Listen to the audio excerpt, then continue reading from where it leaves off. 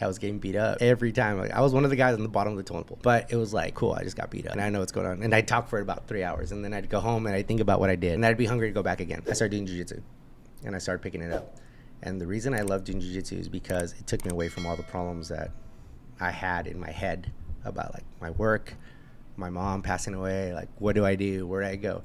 Because one, I was training with some of the best people in the world at that time. It's like Jake Shields, Gilbert Melendez, Moses Baca, Danny Marks. It's like there was guys coming in and out. You know, Ben Askren was coming in, Matt Wyman was coming in. At that time. If you don't know those names, those guys were pretty hot shit at that time. You know, obviously the Diaz Brothers and things like that, and they were coming up too. Nick was coming up.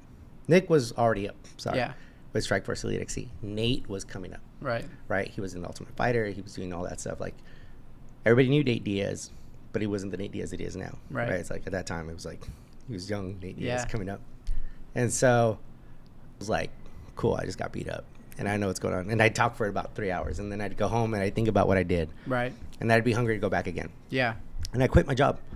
I came to move with my dad for a little bit. I actually trained in a gym in Tijuana with some guys that, you know, we were all terrible. Yeah. But we all trained with each other. And then I moved to Mexico City, tried to do financing again. I thought I was kind of ready for it. And I trained with a guy named Mario Delgado, who's a black belt under Renzo Gracie. He actually gave me my blue belt before I left. Really? Yeah. I never told him it, but he gave me my blue belt before I left. Yeah. And then I quit my job because I was just like not focused in finance anymore. I didn't like it anymore. The money thing I didn't give a shit. I mean, it wasn't something that was filling that void, right? Yeah. And one of my best friends, I was working with my best friends, and he like took me into the office and he goes, "Hey man, you know," he asked me some questions about the UFC and some other stuff, and I answered it like with enthusiasm, right? And I never forget. He goes, "I think that's what you should be doing." He goes, "You should be doing more like the MMA stuff because you don't answer the work stuff like you answer that stuff." Yeah. He goes, "Maybe you should do what you like." And I never forget that. He told me that. My friend Javier Ramirez, and he told me that. He goes, "You shouldn't do that. You should do something you like." And I was like, "Fuck, you're right." And I was kind of like, oh man, I'm letting him down too. Right? It's like I let this guy down because he kind of took me out of that, like get out of that hole and come back to work. Right. You know.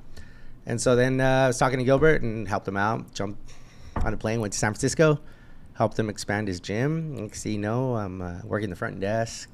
I'm helping to teach jiu-jitsu. Jake gave me my blue belt. Jake Shields did, and so I felt even better now because I'm like, okay, cool. Now I got my blue belt from Jake. Yeah. Right. And so then I started just running the gym with Gilbert, and I started teaching kids classes, which I thought was the best thing that could happen to me because it helped me learn jiu-jitsu a lot quicker. Oh, because you're talking to kids. Yeah. Have you ever tried babysitting? A little bit. Have you tried keeping a kid's attention for 15 minutes? Yeah.